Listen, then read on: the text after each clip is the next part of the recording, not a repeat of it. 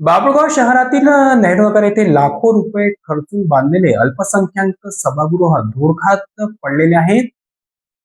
शासकीय योजनांचा पैसा जेव्हा नियोजनाभावी पडून राहतो तेव्हा त्याचे रूपांतर पांढऱ्या हत्तीत कसे करायचे याचे जिवंत उदाहरण बाभुळगाव शहरातील नेहरूनगर भागात पाहायला मिळत आहे. अल्पसंख्याक समाजाच्या उन्नतीसाठी आणि सामाजिक कार्यासाठी बांधण्यात आलेले बहुउद्देशीय सभागृह गेल्या 1 वर्षापासून उद्घाटनाच्या प्रतीक्षेत कुलूप बंद अवस्थेत आहेत. नेमका प्रकार काय आहे तर जाणून घेऊया. अल्पसंख्याक विकास निधीतून बाभुळगावच्या नेहरू नगर परिसरात एक प्रशस्त आणि सुसज्ज सभागृह उभारण्यात आले.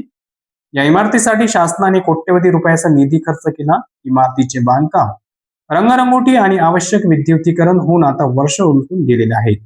मात्र बांधकाम पूर्ण झाल्यानंतरही काही किरकोळ कामामुळे हे सभागृह अद्यापही सुरू करण्यात आलेले नाही. एकीकडे अल्पसंख्याक समाजाला कार्यक्रम घेण्यासाठी खासगी मंगल कार्यालय किंवा महागडे सभागृह भाड्याने घ्यावी लागतात, तर दुसरीकडे हक्काची शासकीय वास्तू असूनही ती वापरता येत नाही, हा मोठा विरोधाभास आहे. मुळातच हे सभागृह शहराबाहेर अशा निर्जन स्थळी बांधण्यात आले आहेत जिथे जाण्यासाठी नागरिकांना मोठी कसरत करावी लागते. यावरून लोक आधीच नाराज होते. आता बांधकाम पूर्ण होऊन वर्ष झाले तरी हे कुलूप बंद असल्याने यावेळी लोकांमध्ये संतापाची लाट अधिकच भर पडली आहे.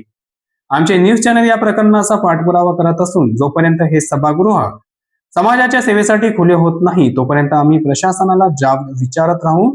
संबंधित विभागाने तातडीने दखल घेऊन हे सभागृह सुरू करावे हीच आमची आणि जनतेची मागणी आहे.